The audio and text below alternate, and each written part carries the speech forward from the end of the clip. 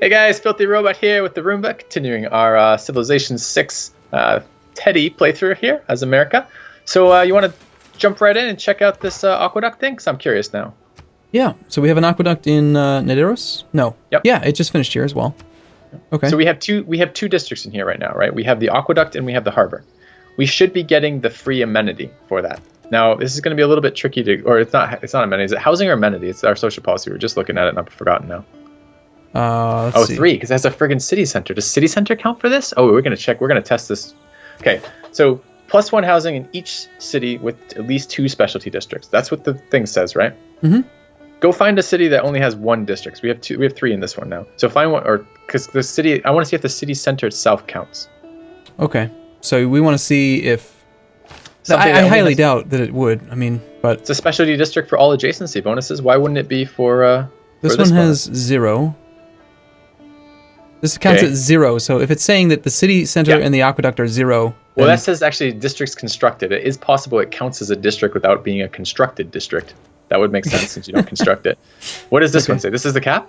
Yeah, the capital has got a holy site, aqueduct, city center. And it says only 1 district constructed. So your aqueduct is not counting for that. So, okay, let's then see, because even though it's a district, does not count as a constructed district.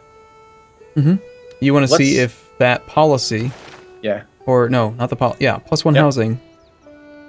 So we want to figure out should say, how much housing. There.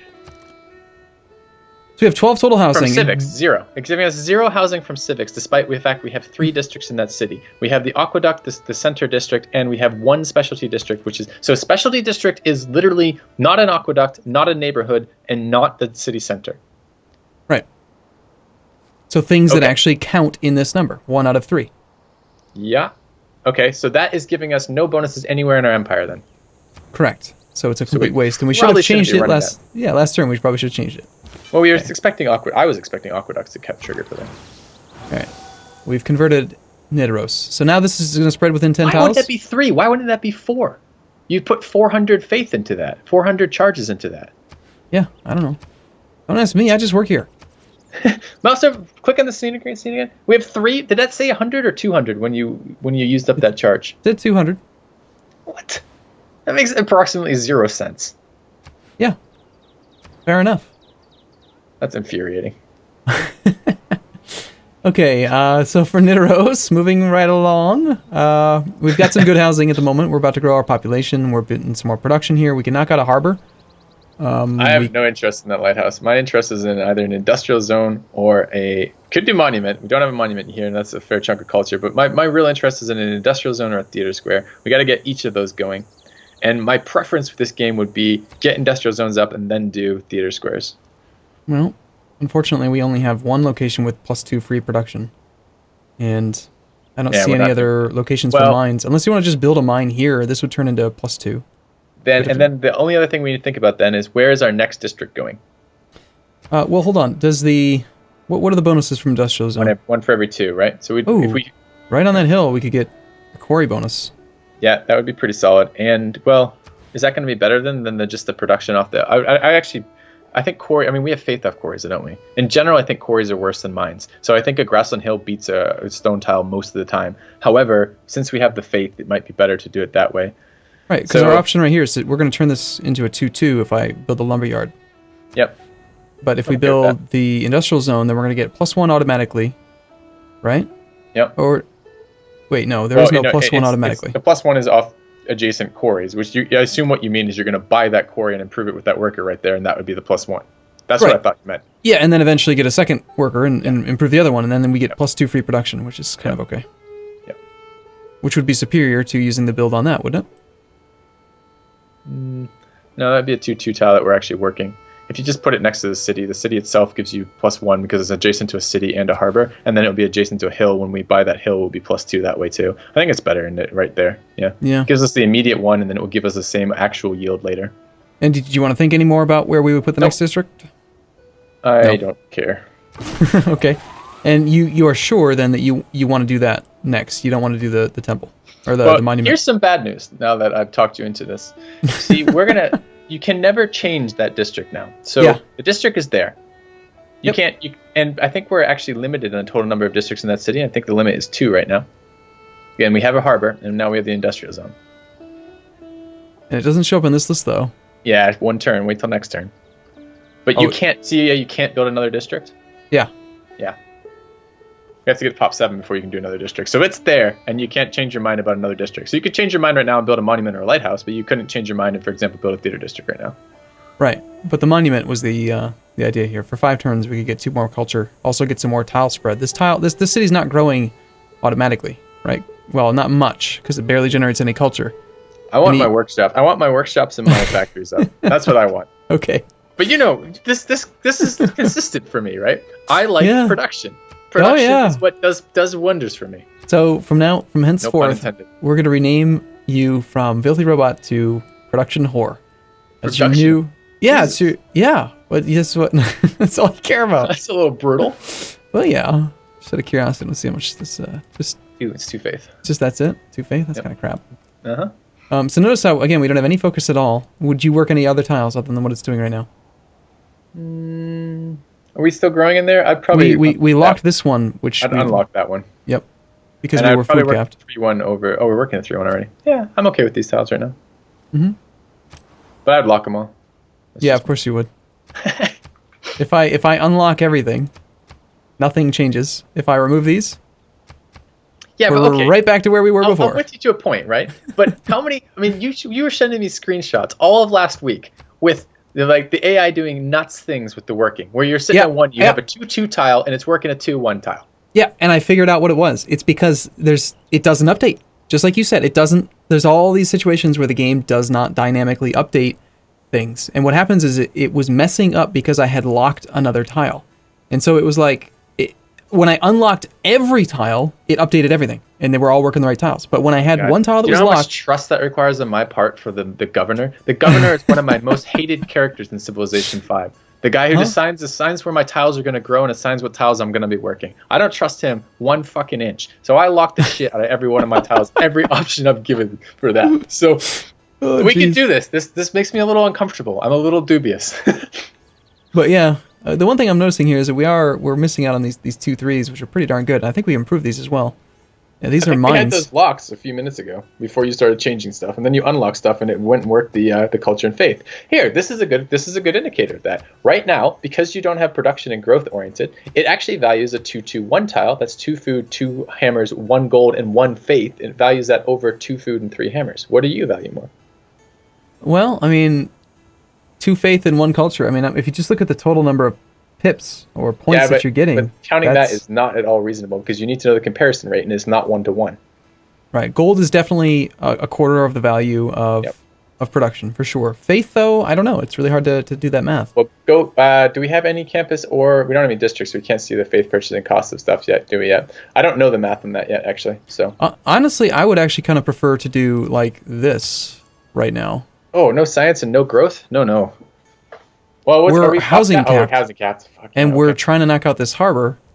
That's my argument for it. Like, yeah, I can buy that argument with the fact we're housing capped. 11 turns versus 9. Okay. And then that way, every single pop is working tons of production right now. Not to mention, we're not wasting the tiles we already improved. Yeah. I'm fine with that. And it's 3 turns away versus 3 turns away. So.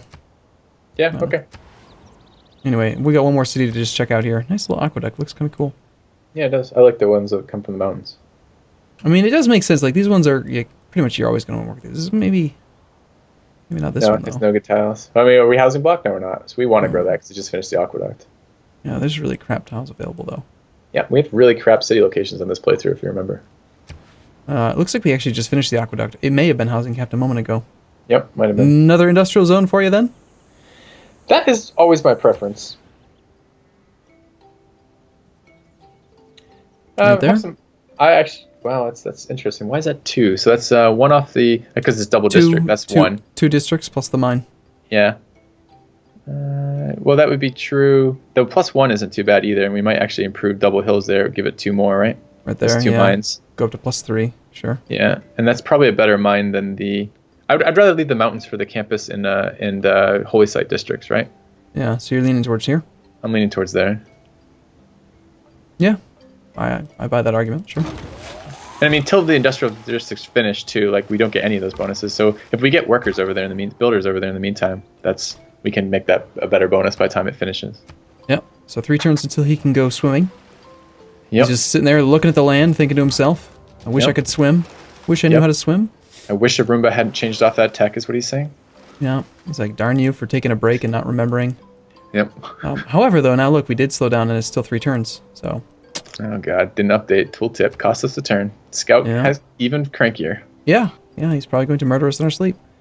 Thankfully, I don't really base my civilization decisions on how my scouts feel, so I think we'll be okay. I'm a big fan of scouts these days. So this guy wants to buy some of our dies. And he wants to give us a luxury he has 3 of that we have 2 of, which we just certainly don't want. Let's just charge him more. I kind of wish there was a button that would let him, like, I don't want to accept. I want to, like, milk him. Yeah, right-click them both first, right? Just to get rid of them. Okay. Now click on the gold one. That puts it up in the top one. It puts it up in increments of 10 and increments of 100. So that's the first thing I would do, and then I would do it again, and then I'd focus down between them. We don't want open borders either, do we? Do we care about open borders? I guess we're going tourism. He'll give us absolutely everything we want, which is very abusive. I don't think that he should be willing to accept that. No, the normal rate for a single thing would be 5 gold per turn and 10 gold up front. So even though he'll give us everything, and what are you basing your normal rate on? That's what I've experienced when he is paying a premium, and I'm thinking the reason why he's bugged out, in my opinion, and like going nuts with this offer, is that he is going to have either negative amenities or he's going to have negative amenities in at least one of his cities if he doesn't get these dies. So he's paying out the nose for it. Then what we need to do is get him hooked on our dies so he overgrows his cities, and then just keeping this premium way up there. Okay, if you want to take the full value, I mean, it feels like we're abusing the AI again here, but... Well, we had this talk last time. You came down solidly on the side of, screw this guy, we're taking his money. Well, that was Norway. You know, I don't know about this guy. It seems like Congo seems like a pretty cool dude. All right, so we don't want to do this because we're going to turn this... No, we decided to put it there, so we do want to build this. Yeah, or do you want to use his last build on that mana over there? How long do we have? I'd rather right now for the tile we're already working. I guess we could work that though. The other tile, couldn't we? This is going to turn into a 2/2 versus this becoming a 2/2. We should do the hill. We should purchase the hill and buy that. And now that we have $1 billion gold per turn from this guy, we're fine. Yeah. I'm even. Yeah. Kind of ridiculous how much money we're making. Yeah, it is. The goal is to scout as far inland as possible, right? Yeah.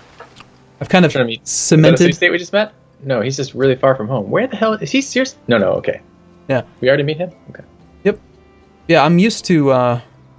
I've incorporated some of the strategy when it comes to like early scout movement and stuff and early warrior movement that you talked about with me in the first couple episodes.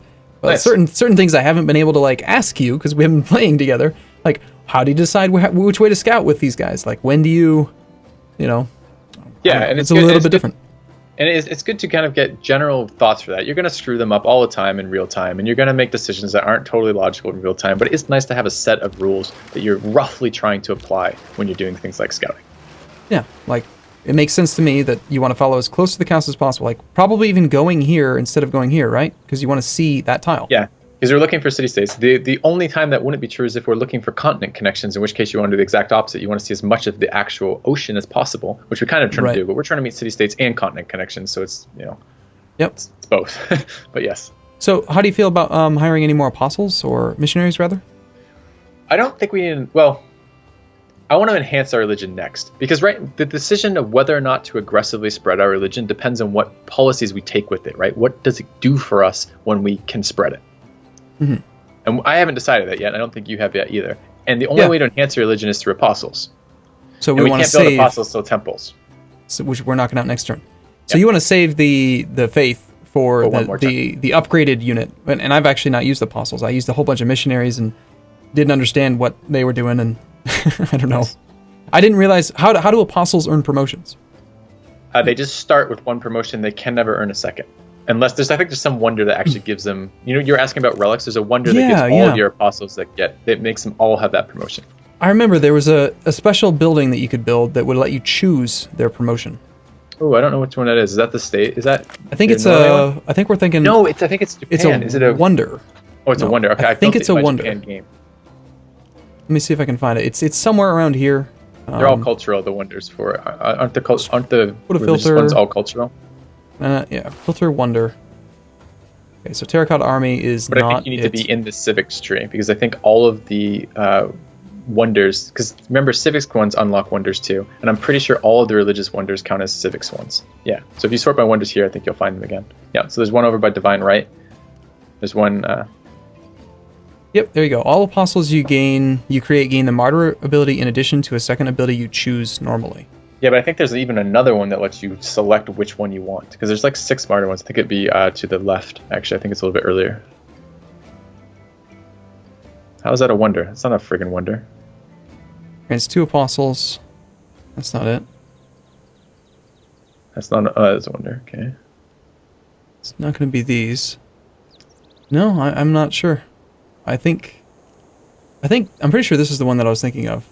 Okay. This one made me think in addition to a second ability you choose normally, but you don't get to choose it. I thought you said it was random. Well, you choose out of 2, and the 2 that you get the option from are random. There's like 6 or 7 total. Ah, okay. And you want to hear something silly? There's a cap on how many of each one you can have active at a time. Why? So I don't know, but in my Japan game, I built like 15 apostles, and I selected the promotions I cared about more for the first ones, and eventually they ran out of abilities to get those. And then I built even more apostles, and they ran out of promotions entirely. Like none of them were able to get any promotions because there were no more promotions available because they capped the number you can have of each. Don't know why. So why did you build so many darn apostles is the real question. Because I was doing a religious victory. In which case you have to spread apostles, and it takes forever for them to get anywhere. So you build a lot early so they can move faster. So how do you feel about buying a settler or so out of Washington to keep our population growth costs down and getting that 5th city online? Or do you want to wait until... You wanted to settle a whole bunch of cities at once after we got a districts online? Was that right? Yeah, so if district cost goes up, then perhaps building settlements in waves makes more... I mean, we could build the settlers and then not actually settle the cities until we settle all those at once until we get the next round of districts done. That's my thought process. I don't know if that actually makes a whole lot of sense or not. We could work through it. So, out of curiosity here, how much are we making per turn right now in food? We have a surplus of 20 in the capital. yeah. I wonder what happens if you buy out the settler, taking the pop down to 8, and then does the I want to amount go to of 10 first, though. There's some bonus we trigger at 10 pop. I can't remember which one it is. Okay. I'm just wondering about this, like, this bar has saved up a certain amount of food. If you reduce the pop, then the cost to the next level is less. So does it remember the value and then instantly give you a pop, or? Don't know. Okay, so long story short, we're going to wait, is the answer. Yeah, we're going to wait at least 2 turns, and then we can try it out. And probably 3, because we have to have a little bit of progress on that bar to make some sort of decision. Right? What was pillaged by barbarians? Trader out to New York? No, our marble. Because this guy over here, our buddy, Mr. friggin' Die Addict over here, can't handle a camp 5 Kyles from his cap. Alright, I guess we have to handle that camp. And I can't hear sound when we play with this setup, so you gotta let me know when barb camps spawn. Yeah, I didn't even notice. I mean, I didn't hear a sound effect or realize that it was right there. But we're gonna need an archer down there, because that warrior's not gonna be enough on his own, I don't think. Well, he's level 1. He's got the plus... it's the wrong combat. Yeah, but he's gotta kill, like, 3 barbarians on his own, right? Yeah. It's a long trip, this guy. Yeah. Yeah, it is. And we don't have a builder down here, so it's gonna be a pain to get that back online. So at the very least, that warrior could go stand on tobacco so they don't pillage that as well, and we'll just have to be at a marble deficit for a while. I hope that didn't block any of... Did that screw up any of our static bonuses? Static, like, amenities? Yeah. I'm not sure.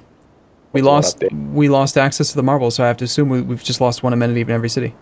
Yeah, and because we're trading away our second copy of marble, we have no backup for that. When does that go away? We just did it, like, last turn, so for a while. Is there a way to see your active deals? I think you can see it... We saw it in the gold, right? So we know it there. Oh, can you do it here as well? I think so. Could try one of those. I don't remember where I've seen it. I could have sworn. Agreements. What's the agreements? Is that something we can click on? In between our relationship and agendas? No. Okay, that's the active ones, but it doesn't give us a timestamp either. No. There we are. Yeah, no, I don't remember where to find it. So I guess it's the last one. 27 turns is how long it is on that. So this is interesting too. This is something to point out to the viewers, I suppose. So in Civ 5, just like in Civ 6, if you have 2 copies of a luxury and you're trading away one of those copies, and one of your copies gets pillaged, it automatically prioritizes your personal copy, not the deal. So it keeps the deal intact as long as it can while you're losing luxuries. Yeah. So pretty painful. Yeah. So what do you want to go for next? All right, so we have some decisions to make here. I was hoping to get that mathematics boost, which we're going for. We should start thinking about, we need to collect as many wonders in cities and districts that give us great writer slots in particular, and after that, art slots and musician slots. So you wanted, when we started this campaign, you wanted to build every single wonder that was there. That was your goal. And I've been talking you out of it, but now I'm going to do a complete 180 because we now have a strategy in mind. And you're more than welcome to pick up wonder slots. Oh, there's some really sweet wonders too, by the way. Yeah, they're always great. That one's not so great. Although it might be good in multiplayer, it might be good at higher levels, but at this level it's useless mostly because we don't need a military slot versus the AI we're playing against. But there are quite a few wonders. There's like 3 of them, I think, that give +1 social policy slot, which is really nice. I can't see anything immediately that we need. Do we need anything in here immediately? No. I mean, maybe the plus production from the armory could be nice, but we have to have the actual... yeah, that requires the district and the prerequisite barracks. I have not thought very much in the encampment district, quite honestly. So what else is in the northern part of the tech tree, the top part of the tech tree here?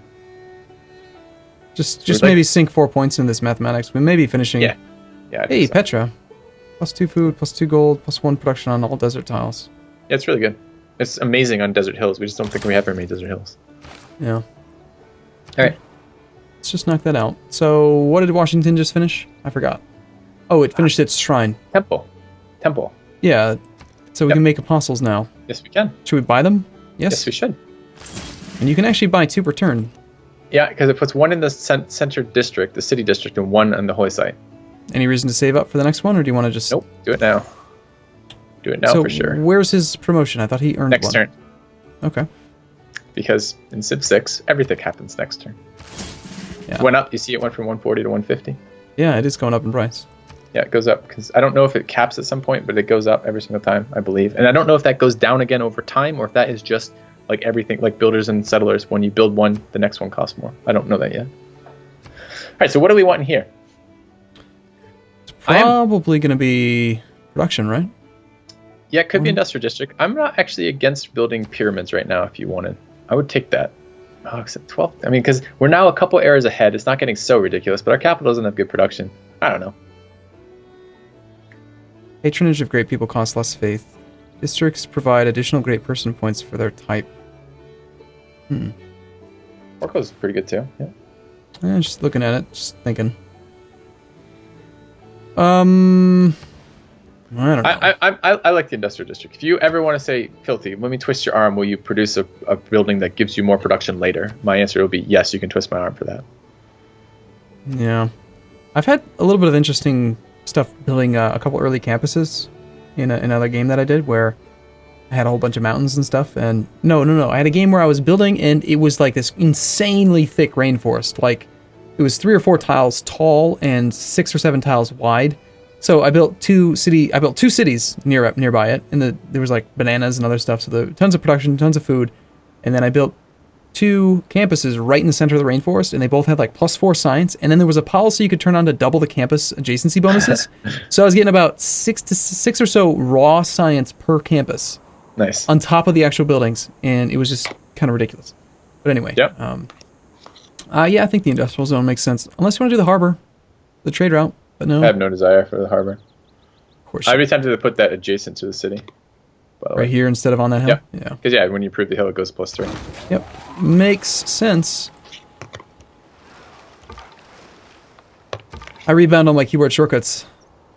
Nice. What type of logic did you use for it? Like, what was your decision process for choosing the key? Well, those were all wrong, so it was pretty easy to decide. They had things like F9 was the Civilopedia, F5 and F6 or F7 or something like that were quick save and quick load, and like it's like you're putting dangerous buttons right next to buttons that you want to press all the time. So for me, F1 is the Civilopedia, because you use it quite often. F2 is the city-states thing. F3 is the tech tree. F4 is the culture tree. F5 is your government. F6 is trade routes. F7 is the great people. F8 is religion. F9 is great works. F10 is espionage, and F11 is world rankings. I unbound quick save and quick load because they're stupid.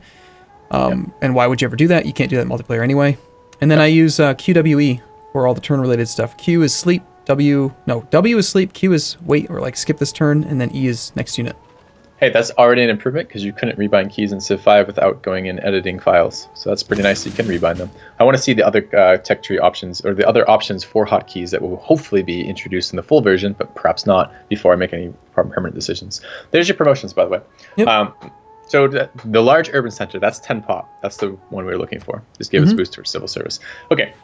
So what's our timing like on this episode? I'm glad you asked because we have to take a break here. All right. Sorry, guys. I'm the bad guy this round. See you tomorrow. See you in a bit.